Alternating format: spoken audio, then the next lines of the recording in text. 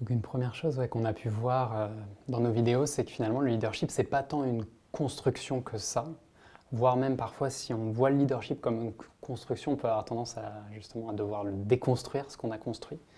On a parlé justement du formatage de l'éducation. Parfois il faut se déconditionner, déconstruire ce qui a été fait pour pouvoir retrouver justement un leadership authentique. Et donc le leadership authentique, quelque part, est beaucoup plus une émanation, quelque chose qui vient de l'intérieur, plutôt que quelque chose qu'on va construire avec des briques qui viennent éventuellement de l'extérieur. Et on a vu dans la dernière vidéo justement sur l'enthousiasme que voilà, en se connectant à notre passé, on peut aller connecter à justement avoir accès à cette émanation par voilà, l'enthousiasme qu'on avait étant petit. Mais l'idée après, c'est justement de ne pas trop rester dans le passé et de revenir quand même dans le présent. Une fois que cette graine de leadership commence à être présente, c'est vraiment l'instant présent en fait qui va être le plus puissant. Et pour ça, il y a pas mal de boussoles intérieures, j'aime bien ce mot, qui vont nous permettre justement de nous aiguiller et de pouvoir trouver en fait à la fois ce qui fonctionne bien pour nous et aussi ce qui ne fonctionne pas en fait.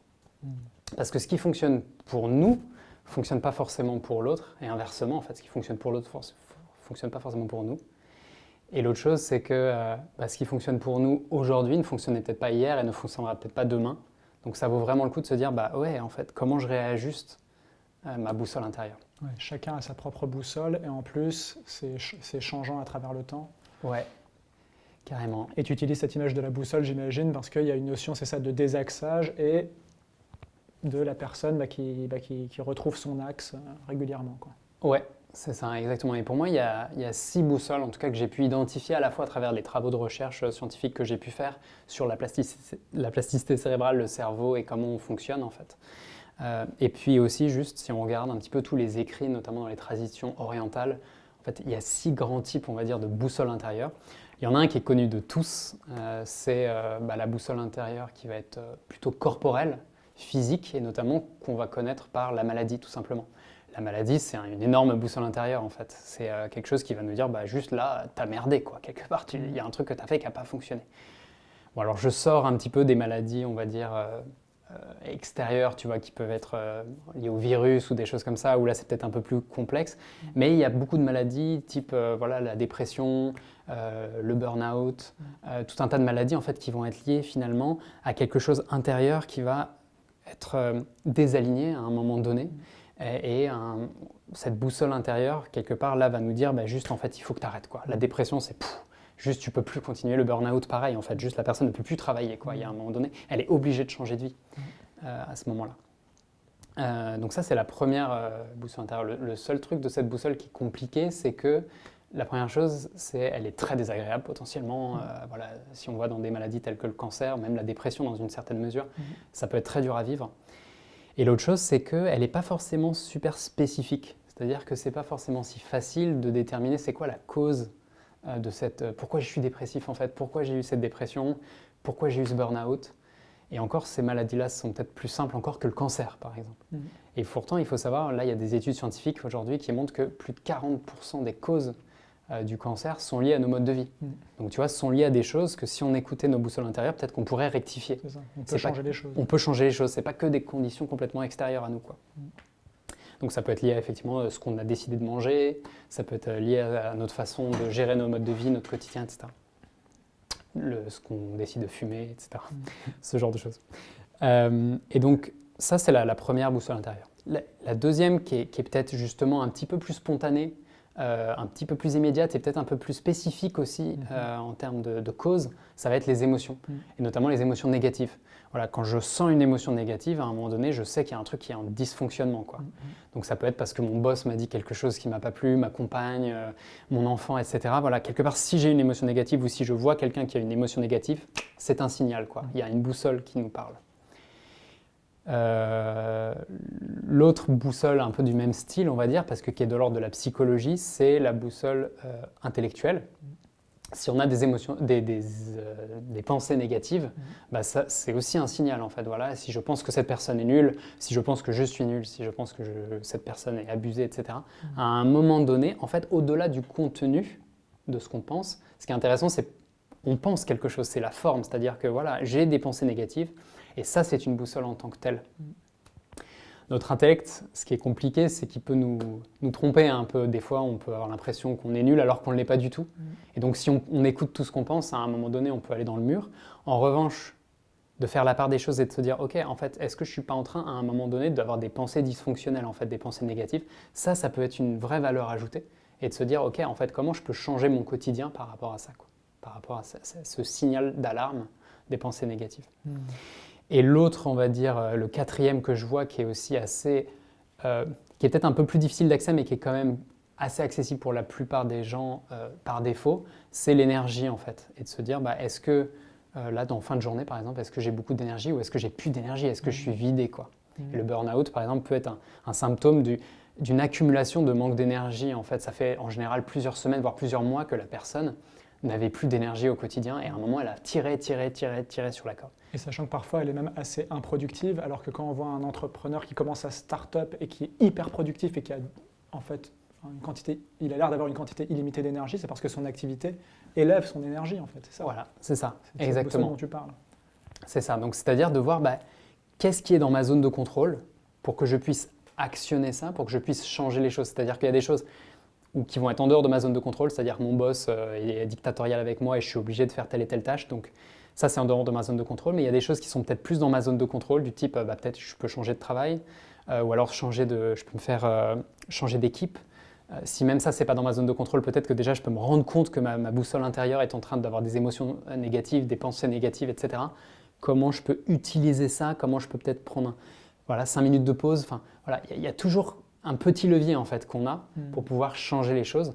Et ce petit levier n'est pas négligeable en fait. Si on est capable de l'écouter un peu, déjà on peut changer un grand nombre de choses intérieurement et donc forcément ne pas arriver à cet extrême de la maladie qui en fait est un tas de boussoles intérieures qui n'ont pas été écoutées en fait avant qu'on arrive à la maladie en général.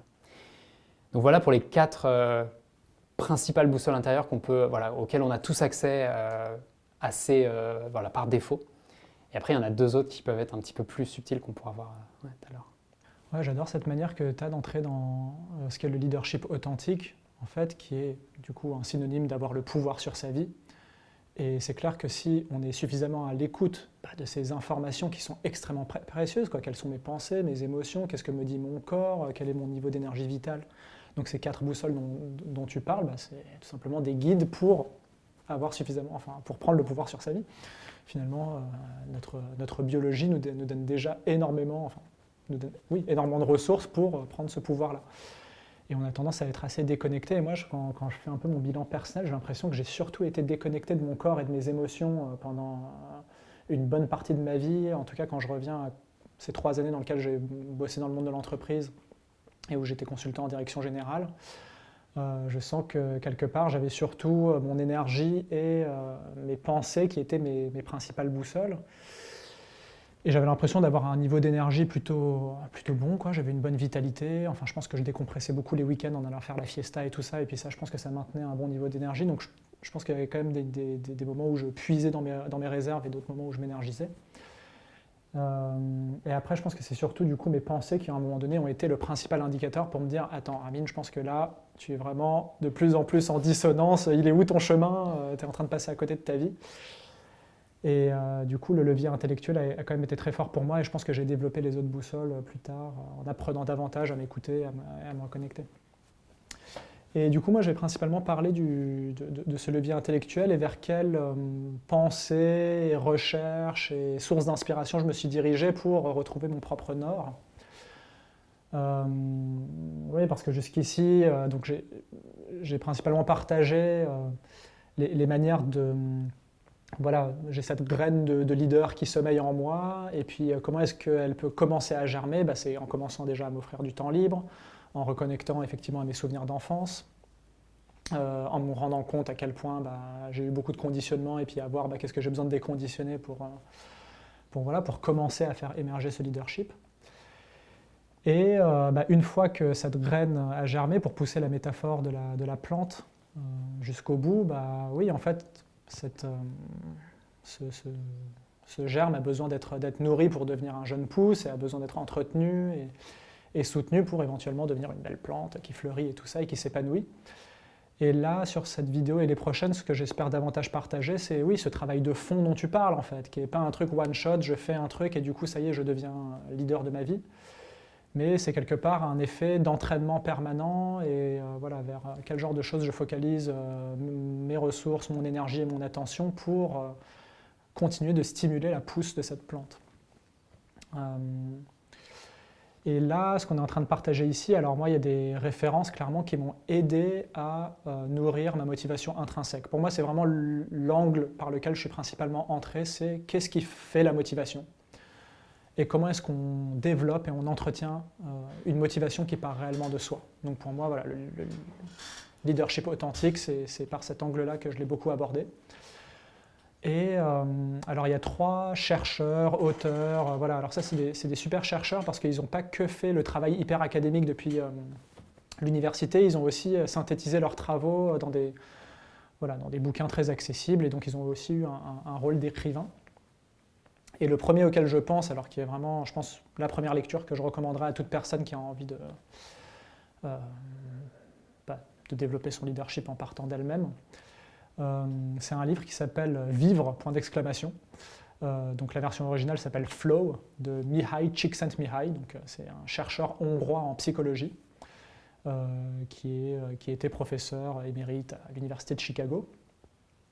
Et alors un des travaux pour lesquels il est très connu et qui lui a pris énormément de temps à faire parce qu'il a récolté énormément de données partout dans le monde, c'est de se questionner sur ce qui fait le bonheur. Rien que ça.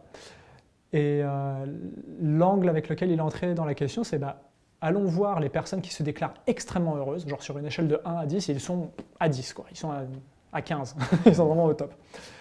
Et d'aller voir que racontent ces personnes dans leur vie, qu'est-ce qu'elles disent sur ce qui fait leur bonheur, quelle est la source de leur bonheur. Et voilà, Csikszentmihalyi, c'était une de ces personnes en psychologie qui disait « Ok, on a beaucoup passé de temps à étudier les dysfonctionnements des psychés, des êtres humains. Effectivement, il y a, je sais pas, 5% de la population peut-être pour qui ils ont des assez lourds dysfonctionnements, et c'est génial parce qu'on a réussi à trouver des traitements pour qu'ils aillent mieux et tout.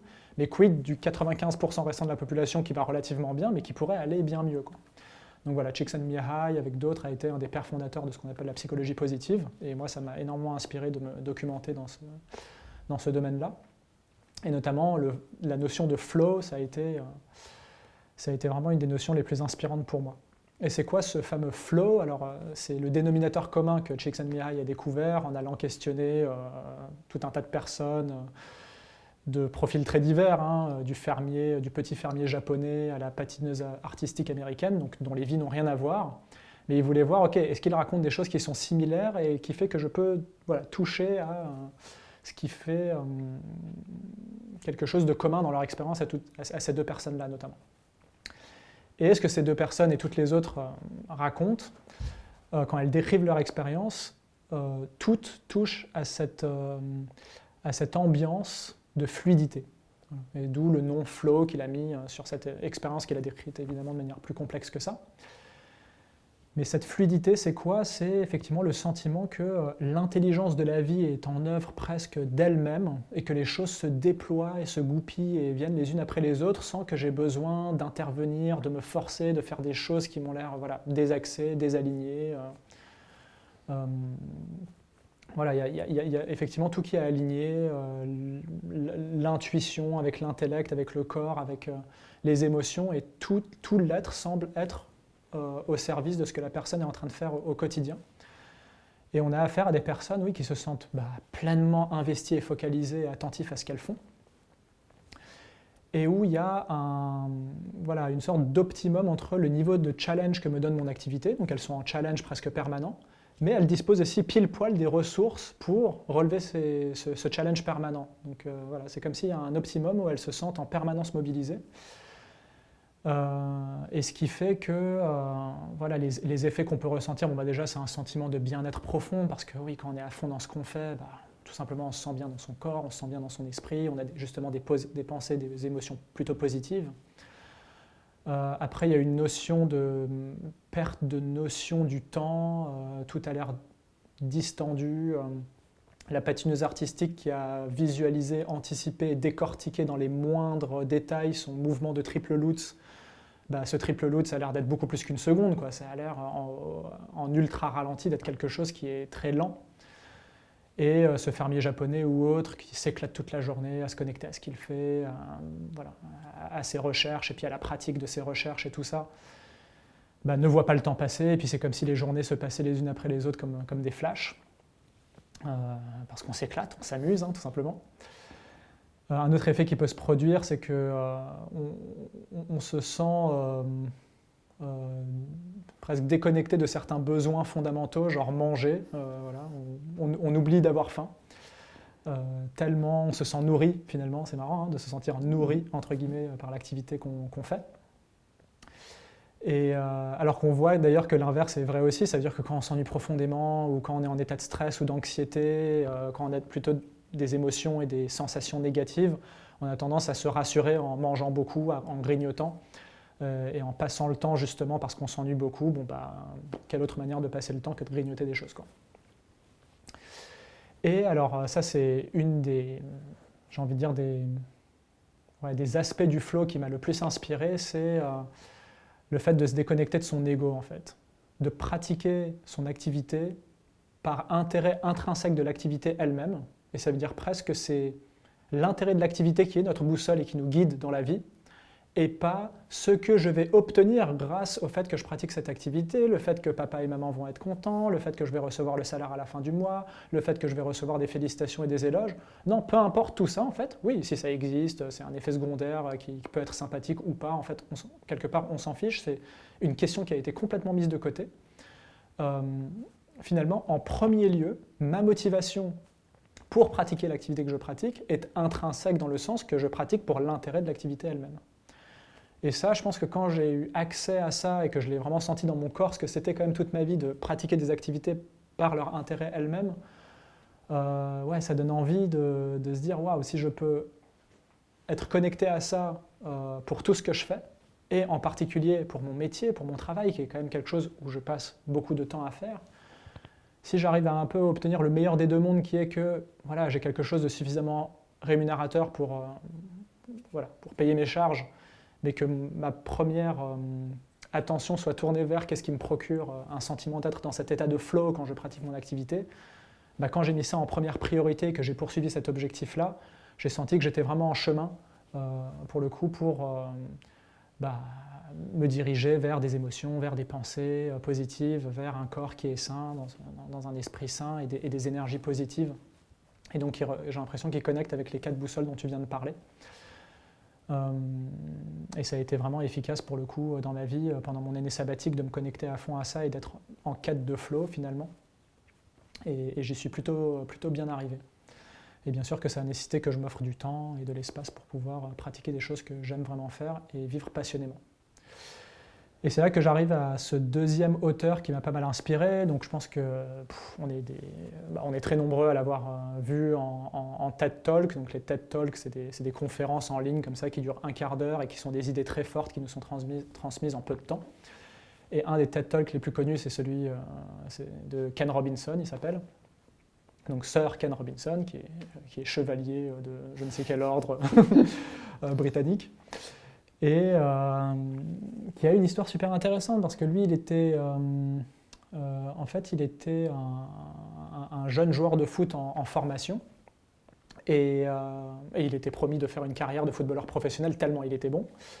Et à 15 ans, il attrape la poliomyélite, qui est une maladie assez handicapante avec les membres qui gonflent et tout. Et puis en fait, du coup, il marche avec une canne depuis ce moment-là et forcément, il a dû rediriger sa passion et son intérêt pour autre chose, et finalement il s'est passionné pour le domaine de l'éducation, et lui ce qui l'a passionné c'est que dans les domaines scientifiques, artistiques, intellectuels, de voir des personnes qui ont réalisé de grandes choses, et que quand on retourne dans leur passé et qu'on regarde leur enfance, il y en a un certain nombre qui étaient des bons à rien notoires, des cancres, des personnes pour qui c'était évident qu'ils n'allaient jamais rien faire de leur vie. Il y en a qu'on considérait comme des sortes d'attardés mentaux. Ça a été le cas notamment du créateur des Simpsons. Et finalement, quand il allait étudier ses parcours de vie, lui aussi il était en recherche d'un dénominateur commun de qu'est-ce qui fait notamment la réussite dans le monde artistique, scientifique et dans divers domaines professionnels. Et ben c'était ce fameux se connecter à son élément, et son élément qu'il a défini comme étant l'intersection idéale entre mes compétences, mes talents et ma passion. Donc encore une fois, voilà, j'enfonce encore une fois des portes ouvertes, mais moi ça m'a beaucoup aidé, c'est pour ça que je les partage aussi, et que je me fais le relais de Ken Robinson et d'autres, parce que je sens que en enfonçant ces portes-là de plus en plus, il y a un moment donné où ça commence à se... Voilà. Le puzzle commence à se constituer dans son esprit, quoi. Et une autre quête que je me suis donnée, en plus d'être dans cet état d'être du flow, c'est trouver mon élément, quoi. Là où je suis vraiment à l'intersection parfaite entre ce qui me passionne le plus dans la vie et là où je suis le plus compétent. Et Ken Robinson, lui, il a trouvé sa voie dans l'éducation des enfants, et c'est marrant, moi aussi, c'est un domaine en plus qui rejoint le mien, et où je me suis donc dirigé vers le domaine de l'éducation, notamment en devenant prof, et ensuite en créant une école alternative. Donc ça a été l'élément. Et la troisième référence que j'aurais envie de partager, celle-là aussi, ça a été une vraie claque quand j'ai vu cette synthèse des travaux de Daniel Pink, donc, qui nous partage du coup sur la vérité qu'il a trouvée sur la motivation intrinsèque et qui est a priori contre-intuitive. Donc, parce qu'au début, il montre des travaux qui ont démonté l'idée selon laquelle quand tu rémunères des gens mieux, c'est ça qui les motive finalement. Donc toute l'idée des augmentations de salaire et des bonus et tout, il a vu que c'était finalement pas ce qui était le plus productif pour motiver des salariés, que notamment ça pouvait même mener à des comportements moins éthiques au fur et à mesure qu'on donne des gros bonus aux gens et tout ça, et pas forcément leur apporter plus de satisfaction et de motivation au travail. Donc il a vu qu'il y a vraiment une voie qui a été beaucoup explorée, qui est une sorte d'impasse, quoi. Et du coup, lui, il s'est beaucoup questionné, qu'est-ce qui fait qu'il y a des gens, ils se réveillent le matin, ils vont à leur job et ils sont à fond, quoi. Enfin, ils ne demandent que ça et ils adorent faire ce qu'ils font. Et il dit que, en gros, payez-les suffisamment quelque part pour mettre la question de l'argent de côté, voilà, ce qui est très sain de se dire, on ne va pas s'embêter avec cette notion-là, et finalement, nourrissez-les du coup avec quoi ? Avec 3 choses pour lui. Donc déjà le fait qu'ils puissent choisir leur activité en premier. Le deuxième, qu'ils soient sur un chemin où ils ont le sentiment qu'ils sont en train de passer des niveaux et de progresser, d'atteindre une certaine maîtrise de quelque chose, de devenir expert, de devenir maître. Et troisièmement, qu'ils trouvent un sens profond, d'être au service d'une certaine cause et d'un sens supérieur à juste leur petite activité quotidienne, et qui sont au service de quelque chose de grand. Et du coup, il donnait des clés un peu pratiques sur comment est-ce qu'on peut activer ces leviers-là. Et je vais donner des exemples, comme ça va davantage illustrer ces notions qui sont assez basiques. Mais finalement, pour stimuler le sentiment d'autodétermination, il y a une approche assez radicale comme celle de l'école dynamique ou de l'éco-village de Pau, où on dit là, c'est du 100% de temps libre, faites absolument ce que vous voulez.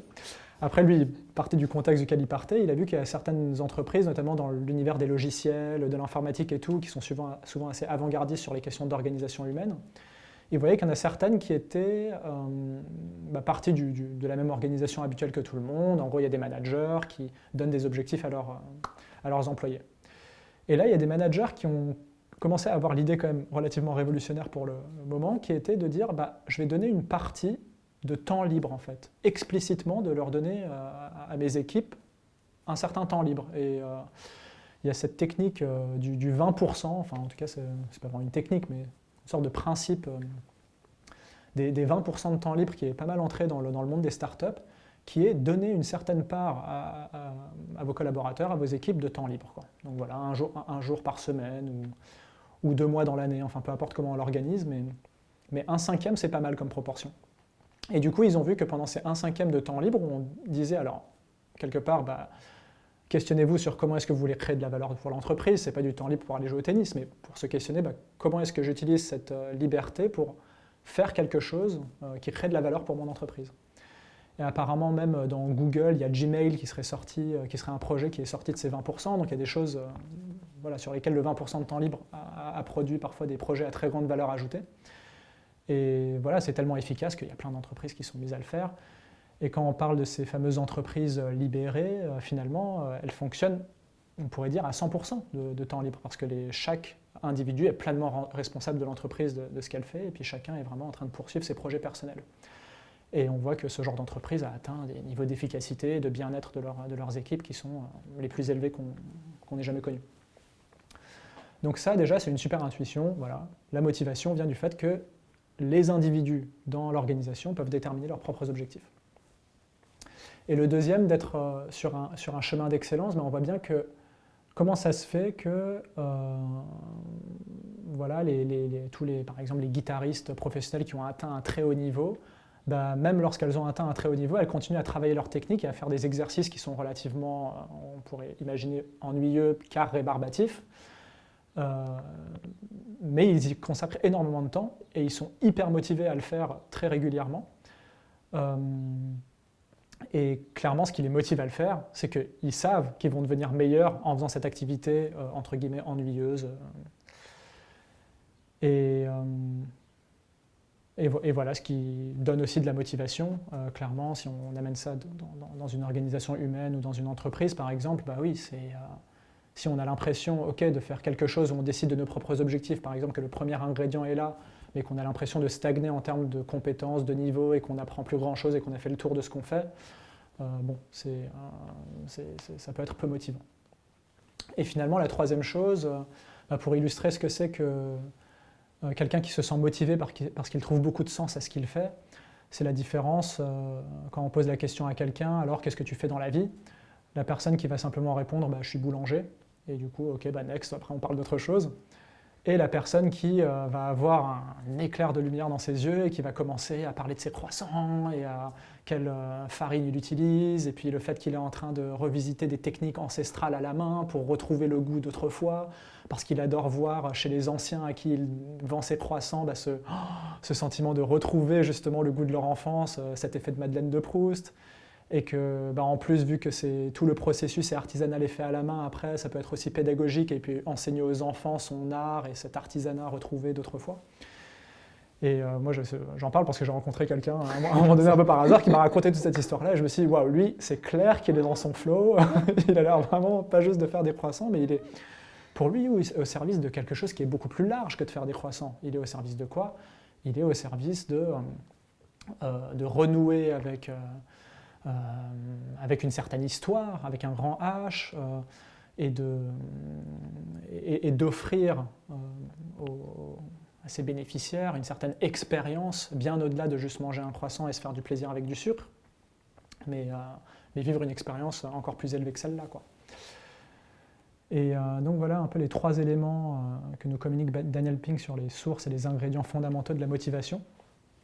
Et ça aussi, pour le coup, ça a été un guide assez énorme pour moi pour être au contact moi-même de ma motivation intrinsèque. Oui, je sentais que quand j'étais connecté à un sens profond dans ce que je faisais, que j'étais dans un chemin d'excellence et que je décidais moi-même de mes objectifs, c'est quelque chose qui était hyper nourricier pour maintenir ma motivation et continuer à faire pousser ce jeune pouce et qu'il s'épanouisse en une belle plante, quoi. Et donc ce qui peut être intéressant aussi, c'est de faire le lien entre ces différentes boussoles intérieures et ce flow dont tu parles, et notamment justement pour nos spectateurs de se dire, ok, comment moi je peux atteindre ce flow ? Peut-être qu'ils l'ont déjà vécu dans certains moments de leur vie, notamment dans des trucs qui les passionnent, des jeux de société, des choses comme ça. C'est sûr, mais tout le monde l'a vécu, quoi. Mais par contre, effectivement, de se dire, mais comment je peux le vivre parce que Rami, tu as l'air de le vivre quand même pas mal dans ta vie, Marc potentiellement aussi, et donc c'est quoi ce truc ? Est-ce que c'est possible à vivre plus régulièrement en fait ?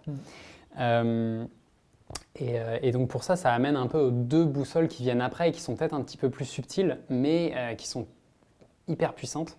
La première que j'ai envie de partager, c'est cette notion d'alignement. Et tu partageais tout à l'heure que finalement quand tu étais dans ton flow, tu sentais que intellectuellement tu étais à fond, émotionnellement aussi, corporellement tu étais là et énergétiquement tu avais de l'énergie, tu pouvais bosser des heures et des heures sans voir le temps passer, tu n'avais même plus faim, tu étais nourri, etc. Et ça en fait, cet alignement, on peut le voir, c'est comme si on était un peu des voitures avec 4 roues, tu vois, sauf que les 4 roues, il y a la roue corporelle, la roue émotionnelle, la roue intellectuelle et la roue énergétique. Et en fait, c'est de voir, ok, est-ce que ces roues sont dans la même direction ou pas ? Et en fait, souvent, dans les moments où justement on n'a pas de flow, c'est que quelque part, il y a certaines roues qui vont dans un sens et d'autres roues qui vont dans d'autres sens en fait. Donc du coup, forcément, le bolide qu'on est, on part un peu dans n'importe quelle direction. Et ça crée de la friction. Donc moi, par exemple, j'étais un peu comme dans ton cas, en fait. C'était plutôt donc intellectuellement, à un moment donné, je savais qu'il fallait que je quitte le laboratoire de recherche, tu vois. Intellectuellement, c'était clair pour moi. En fait, le monde avait... Enfin, je pouvais y contribuer beaucoup plus en étant en dehors de ce laboratoire de recherche. C'était pas ma place, je le savais, quoi. Intellectuellement, c'était nickel, c'était clair, tu vois.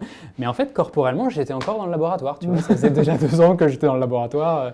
Enfin, en fait, j'ai fait 10 ans au total, mais en gros, non seulement ça faisait 2 ans, j'avais envie de commencer une thèse, je repartais pour 2, 3 ans, 4 ans. Et en fait, juste physiquement, ma roue allait dans l'autre sens, en fait, la roue physique. Ouais, la fameuse dissonance. La fameuse dissonance. Et émotionnellement, ça partait encore plus dans un autre sens, en fait. J'étais pas content contre papa-maman qui me poussait dans cette direction. Enfin, voilà. C'était vraiment tout partait à volo, quoi. Et donc, oui, je faisais à moitié ma thèse et en même temps, je faisais à moitié d'autres trucs et voilà, c'était pas fluide. Et à un moment donné, en fait, quand j'ai commencé à aligner toutes les roues et de dire, en fait, ok, en fait, celle que je vais suivre, c'est notamment plus la direction intellectuelle où je sens que c'est clair que c'est pas mon élément. J'ai mis la roue physique dans la même direction. Du jour au lendemain, en fait, j'étais plus dans le laboratoire. Voilà, j'ai quitté ma thèse, c'était terminé et hop, j'ai commencé à me lancer dans l'aventure. Et là, d'un coup, j'ai senti tout un tas d'énergie qui venait à l'intérieur et c'était beaucoup plus clair en fait ce que j'allais faire, tu vois. Et donc cet alignement en fait entre les 4 roues qu'on peut avoir, donc c'est intellect, l'émotion, énergie, corps. Une fois qu'on fait ça et en fait dans la vie de chaque individu, une fois qu'ils font ça, eh bien d'un coup ça se décuple en fait et on est nourri par l'activité et ce flow arrive. Donc ça peut être une boussole intéressante de se dire mais ok, en fait, est-ce que mon intellect va dans la même direction que mes émotions? Est-ce que mon corps va là où j'ai vraiment envie d'aller? Intellectuellement, c'est ça. Donc ça peut être intéressant. Et c'est beaucoup plus épanouissant forcément que ce que j'ai partagé jusqu'à maintenant, qui était plutôt de l'ordre du dysfonctionnement. Conscientiser qu'on a des émotions négatives, c'est un peu chiant. Alors que se dire, en fait, à un moment, je les réaligne avec le reste, c'est vachement plus glorifiant. D'un coup, il y a des émotions positives qui arrivent, des idées positives, etc. Donc ça, c'était une boussole. Il y a une autre boussole, en fait, qui a été beaucoup plus étudiée scientifiquement, parce qu'elle est plus facile à détecter, c'est la boussole qu'on pourrait appeler la béatitude. Et en fait, elle est liée souvent quand tes 4 roues sont alignées, il y a une forme de joie, de béatitude qui arrive. Et donc voilà, ça paraît être un mot un peu olé olé, quoi. Enfin, on ne connecte plus du tout avec ce mot-là. Et en anglais, c'est bliss. Donc là, déjà, c'est beaucoup plus dans le langage courant. Mais c'est cette sensation effectivement de vibration assez forte qu'on peut ressentir notamment lorsqu'on écoute de la musique, le petit solo de guitare qu'on aime bien et là d'un coup on sent que on a la chair de poule et tout ça. Et en fait pour beaucoup et moi notamment je me disais mais ce sentiment-là, c'est une fois tous les 1000 ans et ça n'arrive jamais, quoi. C'est réservé pour la musique quand je suis vraiment sur le morceau que j'aime bien, quoi. Ouais, sur des durées très courtes, j'ai l'impression le moment préféré du morceau. Exactement. Je sens ce truc un peu qui me donne des frissons, quoi. C'est ça. Et en fait, moi, je sais qu'en prépa, j'avais pris conscience en fait que cette sensation était assez puissante pour me faire juste déconnecter. Tu parlais de déconnecter de l'ego, de déconnecter même de mes peurs, tu vois, des enjeux que j'avais, parce que juste on bossait tellement comme des bourrins qu'à un moment donné, j'étais mort, quoi. Et j'avais peur, j'étais fatigué, j'en pouvais plus, quoi. Et en fait, à un moment donné, je me mettais le casque, je fermais les yeux et juste j'écoutais le truc et je savais quand le solo allait arriver, au moment où il arrivait, j'étais trop bien et tout. Et d'un coup, je voyageais, quoi. J'avais l'impression de ne plus être là, quoi. Et si on m'avait dit en fait que cette étape durait beaucoup plus longtemps que juste 10 secondes, j'y aurais pas cru. Enfin, je me serais dit, mais la vie est trop belle, en fait, de pouvoir vivre ça sur des longues durées. Et en fait, moi, ça beaucoup à travers la pratique du yoga, où en fait, je me suis rendu compte que le yoga, une des choses que ça fait, c'est d'aligner en fait ton corps, tes émotions, ton intellect, etc. Et donc à un moment donné, naturellement, tu parlais de cette vie qui arrive et en fait qui est hyper puissante en fait et qui du coup t'as juste à suivre en fait ce qu'elle t'amène à faire. Et donc cette vie, à un moment donné, vient générer certaines vibrations potentiellement. Et là, c'est une boussole du coup super chouette parce que c'est une boussole hyper agréable. Et donc tu varies dans différents niveaux d'intensité en fait de joie de vivre et de bliss, de béatitude, de vibration. Donc c'est une boussole en plus qui est immédiate. Et ce que j'aime beaucoup aussi dans cette boussole, c'est comme tu disais tout à l'heure, c'est-à-dire qu'elle va au-delà de l'ego. Elle peut te faire sortir de toutes les projections que tu peux avoir sur le monde, de lui il est gentil, lui il est méchant, ça c'est bien, ça c'est pas bien, etc. Non, d'un coup en fait ça peut sortir, tu peux sortir de ce modèle-là. Et donc tu sors aussi de cette espèce de piège qu'on peut vivre parfois, entre la confusion qu'on peut faire entre enthousiasme et ce qu'on aime. Donc dans un premier temps, effectivement, de se connecter à ce qu'on aime, ça peut être puissant pour se dire, mais attends, oui, je suis tellement déconnecté de mon enthousiasme qu'en fait, ça vaut le coup pour aller chercher ma graine de leadership. Mais à un moment donné, effectivement, si tu veux vraiment développer ton leadership authentique et vraiment creuser un certain sujet, tu vas passer par des phases où en fait, tu vas faire des trucs que tu n'aimes pas du tout, quoi. Donc tu parlais des gammes potentiellement pour le guitariste, mais voilà, il y a tout un tas de méthodes, tout un tas de choses qu'on va devoir vivre, qu'on aime peut-être beaucoup moins. Et il va falloir passer à travers ça pour, à un moment, passer ce palier d'après, comme tu partageais tout à l'heure. Et un bon exemple peut-être pour illustrer, c'est j'aime regarder des séries américaines, mais si je consomme juste passivement beaucoup de séries américaines, oui, je fais quelque chose que j'aime faire, mais c'est pas ça qu'on appelle l'enthousiasme entre nous deux là. Ouais. Parce qu'il n'y a pas enfin, je suis pas en train de créer de la valeur, je suis pas en train de contribuer au monde, voilà. Donc, Ouais. et je suis même pas dans une activité si profonde, exaltante, qui est porteuse de sens et tout ça pour moi et qui va faire mon bonheur en fait. Je suis juste en train de prendre du plaisir éphémère. Ouais, c'est ça. Et donc cet enthousiasme, effectivement, parfois peut être un peu plus opaque. Ça peut être un peu plus dur de se dire, mais attends, est-ce que c'est vraiment mon enthousiasme qui va dans cette direction, ou est-ce que c'est juste qu'en fait, je suis devenu addict à regarder des vidéos sur Netflix, en fait. Donc c'est cette nuance-là. Et c'est là où je trouve que cette boussole, à la fois du bliss, mais aussi de l'alignement, peut être assez puissante parce qu'elles vont assez en profondeur pour justement sortir de cette espèce de confusion entre j'aime pas et je deviens addict ou je deviens pas addict. Et en fait, de l'extérieur, ça peut être délicat de dire est-ce que Ramin est devenu addict à gérer des éco-villages? On pourrait se dire ça en fait. Est-ce que Marc est devenu addict, je sais pas, à faire du yoga ou à accompagner des gens, tu vois, à trouver leur leadership authentique? Bah oui, on pourrait dire ça. Mais en fait, en réalité, nous, on le sait parce que en fait, on sent que on est connecté justement à ce bliss, à ce flow, à cet alignement qui nous permet de savoir, oui, en fait, c'est pas une addiction, ou alors je m'en fous que tu vois ça comme une addiction, mais moi, je sens que c'est ce que j'ai à faire dans ce monde, en fait, et c'est ma contribution, quoi. Et donc, une bonne indication, c'est que ce qu'on est en train de faire est relativement difficile. On s'est pas mal entraîné, on a pas mal réfléchi à ce qu'on voulait faire, etc. Et c'est pas évident. Ouais. Exactement. Donc, il y a des niveaux de maîtrise après qui s'accumulent parce qu'à un moment donné, si tu as tes 4 roues qui vont dans le même sens pendant une certaine direction, bah oui, tu vas vraiment voyager, en fait. Alors que si les 4 roues de ta voiture vont dans des directions différentes, à un moment, tu vas tourner en rond, en fait, finalement. Et donc, tu resteras toujours au même palier. Donc, oui, ça se recoupe finalement. Et je voulais aussi partager que les scientifiques ont pas mal travaillé justement sur cette notion du bliss. Et c'est assez récent. Et notamment, ils se sont rendus compte qu'il y avait un récepteur dans le cerveau qui était susceptible justement de capter tout ce qui va être des molécules en lien avec le cannabis, tu vois, quand la personne fume du cannabis. Et donc, ces récepteurs cannabinoïdes, en fait, ils les ont appelés l'anandamine. Pourquoi anandamine? Parce que ananda en sanskrit, en fait, ça veut dire bliss, tout simplement. Et ce qu'ils se sont rendus compte, c'est qu'en fait, oui, en prenant du cannabis, tu vas activer ces molécules-là, mais en fait, ces récepteurs-là, mais par contre, tu peux aussi activer ces récepteurs juste naturellement, en fait, sans prendre de substance. Et d'où ce truc du bliss, en fait. Donc, quand tu es dans tes états de flow, en fait, ces récepteurs dans ton cerveau vont être activés, donc ça va générer un sentiment de bien-être, de fluidité dont tu parlais. Mais l'avantage par rapport aux drogues, justement, et notamment au cannabis, c'est que déjà, tu es en self-start, quoi, tu n'as pas besoin de drogue. Et l'autre chose, c'est que tu vas être beaucoup plus conscient, en fait. Alors que le cannabis a tendance justement à potentiellement un peu flouter aussi d'une certaine forme d'intelligence et à baisser un peu ton niveau justement de conscience. Là, en fait, bah, juste tu maintiens, tu es complètement alerte, en fait. Ton niveau d'attention est toujours pleinement vif, mais pour autant, juste c'est comme si voilà, tu avais mis de l'huile en fait dans tout le moteur et du coup tout est fluide et voilà, ça génère du bien-être.